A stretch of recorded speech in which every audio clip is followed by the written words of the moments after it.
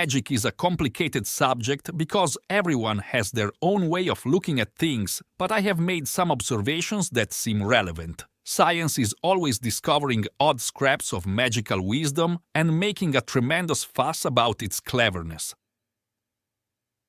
Understanding that part of magic is the manipulation of energy may be beneficial to help folks understand that magic is as natural as it can be.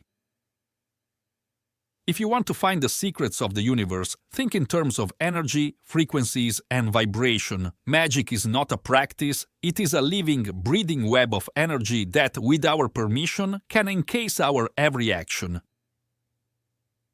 The electromagnetic spectrum is the collective term for all possible frequencies of electromagnetic radiation. It is the characteristic distribution of electromagnetic radiation emitted or absorbed by a particular object.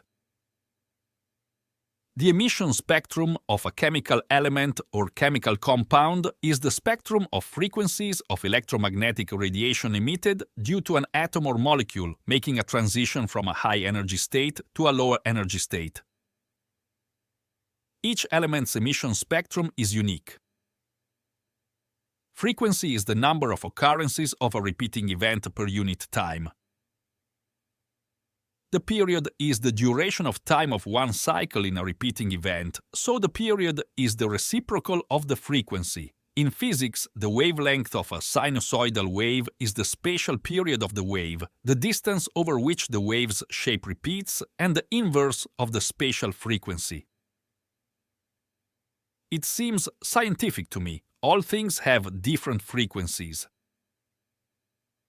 I propose that folks who claim that energy is energy are neither unaware of the electromagnetic spectrum nor do they realize what frequency and wavelength are. My theory is that the differences in frequency and wavelength of the emotion that we use to fuel our magic convinces me that there is a difference in white and black magic. White magic is using higher vibrating energy to fuel it, while black magic uses a lower vibrating energy such as sadness or hatred. Keep in mind that we can deeply hate and hex someone who has harmed the one we love, and we still have love energy tied into our magic. Some people do use black magic in love, and for good reasons, such as hexes done for justice. To me, light magic is calling on energies that vibrate above the Earth's plane, while dark magic calls on entities that stay below the Earth's plane.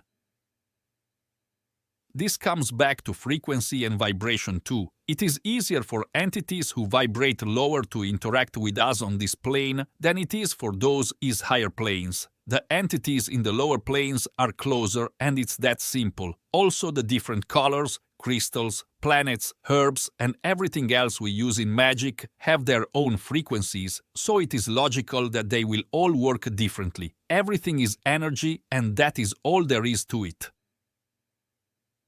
Match the frequency of the reality you want, and you cannot help but get that reality. It can be no other way. This is not philosophy. This is psychics. Everything is made from atoms, and all atoms have electrons that move around the nucleus constantly, and this is energy of motion. All things have atoms, thus all things have energy. Magic uses energy. Magic is energy.